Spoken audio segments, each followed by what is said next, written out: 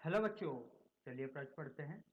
दो विभिन्न पदार्थों से बनी समान लंबाई की एक समान छड़ चित्र अनुसार रखी गई है। दोनों छड़ों के अनुच्छेद बिंदु को मूल बिंदु मानते हुए छड़ निकाय के द्रव्यमान केंद्र के निर्देशांक होंगे। चार विकल्प दिए गए हैं बच्चों, बताना है कौन सा विकल्प सही होगा। तो आइए बच्चों, प्रश्न के लिए सर्वप्रथम मुख्य अवधारणा की चर्चा करते हैं। तो देखिए बच्चों,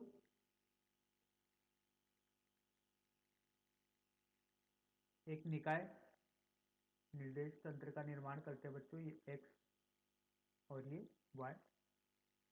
ये बच्चे ये मूल बिंदु शून्य कोमा शून्य। तो बच्चे ये एक m2 द्रव्यमान रखा गया है बच्चों r2 दूरी पर। तो इसको r2 सदिश से बताया गया है बच्चों। इसी तरीके से बच्चों जहाँ पर एक m1 द्रव्यमान रखा गया है r1 सदिश दूरी पर। तो बच्चों जो ये m1 m2 का निकाय है, इनका जो द्रव्यमान केंद्र होगा बच्चों इन दोनों के मिलाने वाली रेखा के अनुदिश होगा। तो बच्चों अगर इसके निर्देश तंत्र लिखे जाए तो ये होगा x कोमा वाई।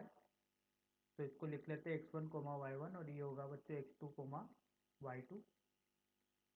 तो बच्चों अगर इस मूल बिंदु से इस द्रव्यमान केंद्र की स्थिति देखी जाए तो ये होगी बच्चों r सदिश।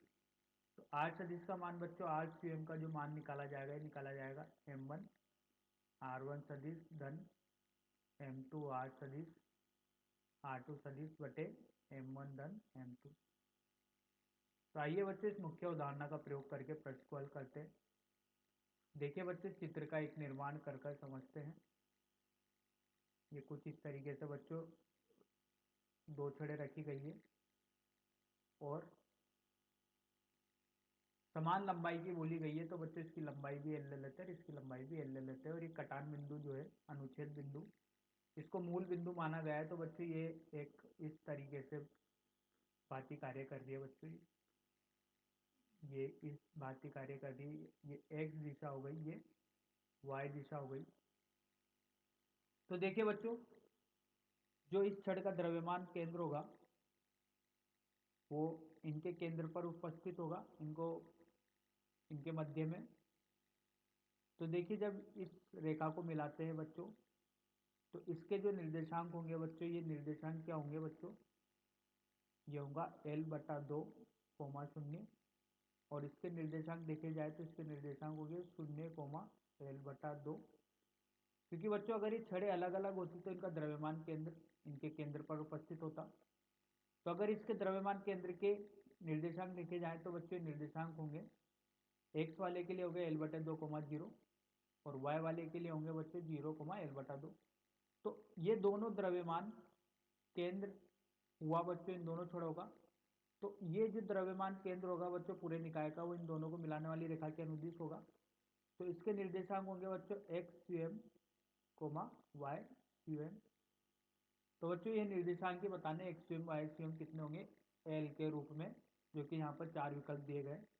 तो देखिए बच्चों, दो बिंदु को मिलाने वाली रेखा जिसके निर्देशांक अपन को पता है, तो यहाँ पर एक ए बी, इसको नाम देते हैं बच्चों ए और इसको नाम देते हैं बच्चों बी।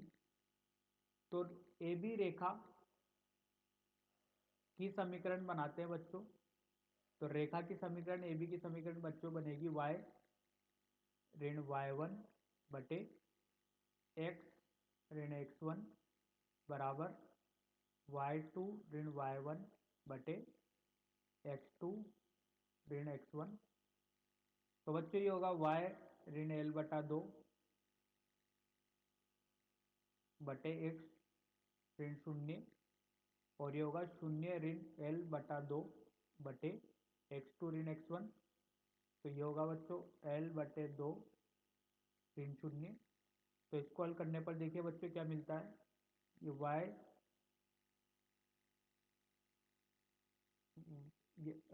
इससे ये कट गया बच्चों और यहाँ पर मिला बच्चों y ऋण L/2 बराबर ऋणात्मक x।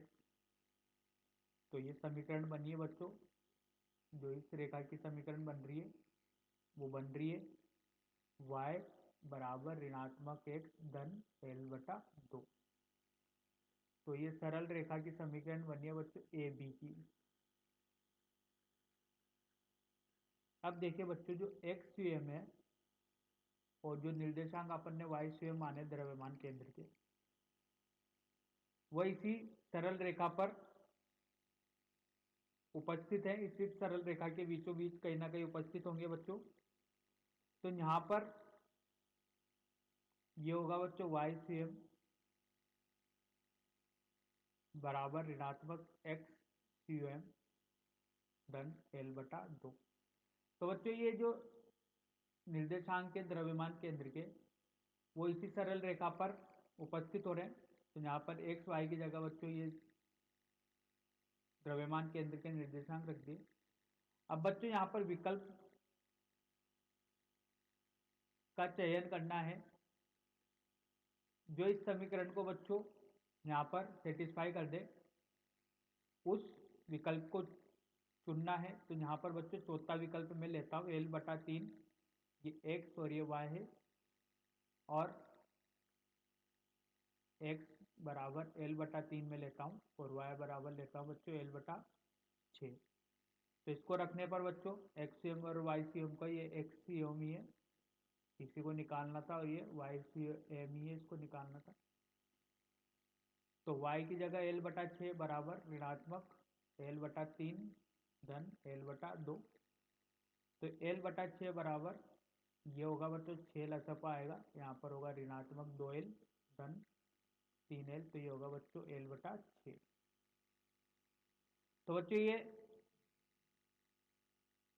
दाया पक्ष बाया पक्ष बराबर हो गया। तो यहाँ से बता सकते हैं बच्चों यही कि जो इस रेखा को सेटिस्फाई कर रहा है वो कौन सा विकल्प है, चौथा विकल्प है। तो यही द्रव्यमान केंद्र के निर्देश होंगे l बटा 3 कोमा l बटा 6। तो आशा करता हूँ बच्चों आपको यह समझ में आया होगा। धन्यवाद।